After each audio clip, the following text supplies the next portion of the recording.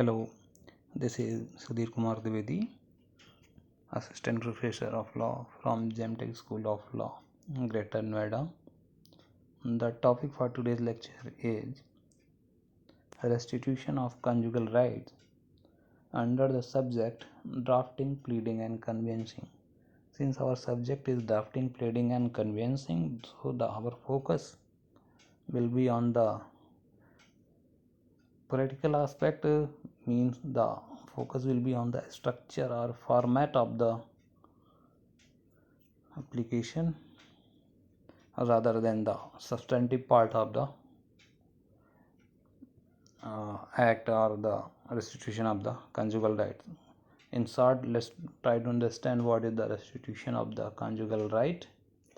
Section 9 of the Hindu Marriage Act encompasses the provisions for the restitution of the conjugal rights, according to which if either of the spouses withdraws themselves from the society of the other without reasonable excuse, the other party which is aggrieved has a legal right of filing a petition demanding for the guilty party is ordered to live with the aggrieved party.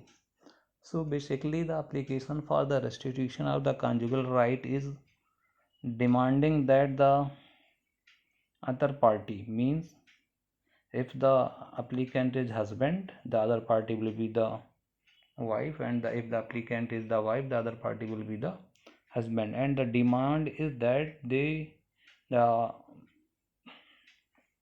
guilty party, means the opposite party, should live with the applicant. That is the basic demand. Restitution of conjugal right means the restitution of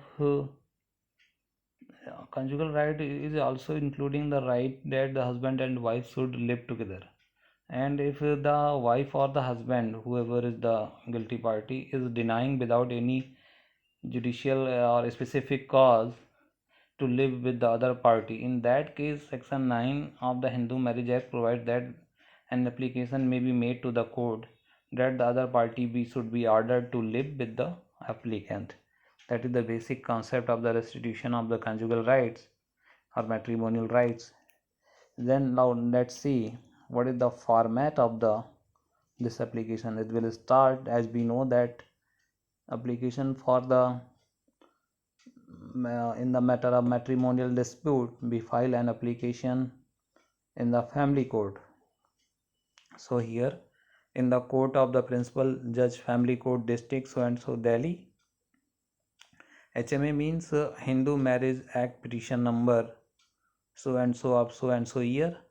In the matter of, then the detail of the parties, that is the petitioner and respondent. Here the detail will include complete detail, the name, son of or wife of, residence of, and then the residential address. And in the same way the detail of the respondent must be given. The complete detail must be provided in the application. Then the main part of the application will start, that the main heading will be that the petition for the restitution of the conjugal rights under section 9 of the Hindu Marriage Act 1955. And then the most respectfully swear that a marriage was solemnized between the parties according to Hindu rites and ceremonies on this and this date, and then give the complete detail of the date and place. The said marriage is registered with the registrar of marriage.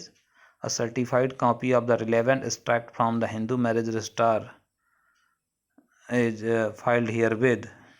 Hindu marriage register is filed herewith. An affidavit duly attested declaring and affirming these facts is also attached. Then the status and place of the residence of the parties to the marriage before the marriage and at the time of the filing of the petition were as follows.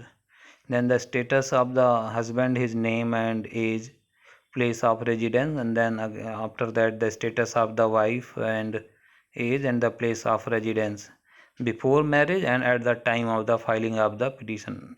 Both should be provided. where a party is Hindu by religion or not is as part of his or her status. Means if at the time of the marriage she was Hindu or not, after marriage she become Hindu, or at the time of the filing of the application if she has withdrawn from the Hindu religion, and all things must be mentioned. The status must be mentioned. After that, the in this para, third para, you the name of the children, if any, of the marriage together with their sex, dates, and birth and age, date of birth and age. Then the next para will be that the respondent has without reasonable excuse withdrawn from the society of the petitioner with effect from this and this date.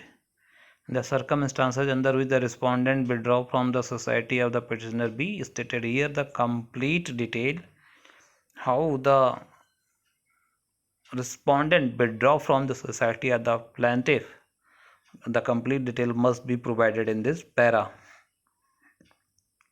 After that, there will be para that the petition is not presented in collision with the respondent, that there has not been unnecessary or improper delay in filing the petition, that there is no other legal ground why relief should not be granted, and then that there have not been any previous proceeding with regard to the marriage by or on behalf of the party. These things must be mentioned.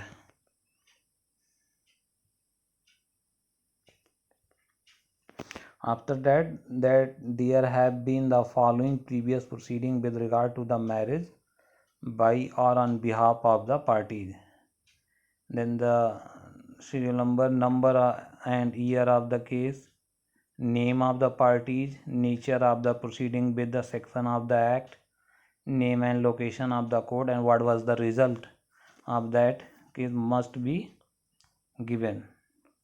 After that, the next para will be that the marriage was solemnized at this so and so place, and the parties last resided together at so and so place, the complete detail, and the parties are now residing so and so place, the complete detail of the present address, residing address must be given within the local limit of the ordinary original jurisdiction of this court. It is important because if the application has been filed, the jurisdiction of the court must be established, the territorial jurisdiction of the court must be established.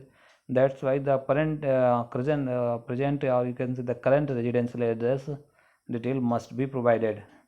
That the petitioner submits that this honorable court has jurisdiction to try and entertain this petition. Then there will be a prayer clause. The language of the prayer clause must be very specific.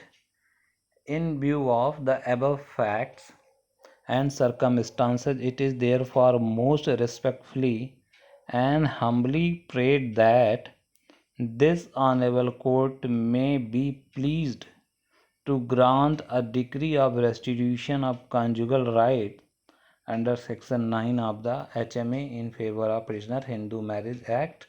HMA means Hindu Marriage Act, in favor of the petitioner. Any other relief, order, direction this honorable court may deem fit in the interest of the justice and equity. This line must be mentioned.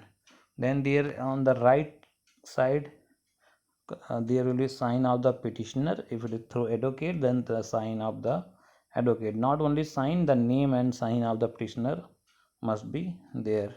And in the left side there will be space for the date and there will be space for the place. There it is all about the structure of the application for the restitution of the conjugal rights. Here the basic demand is that the guilty party should be ordered to reside with the applicant.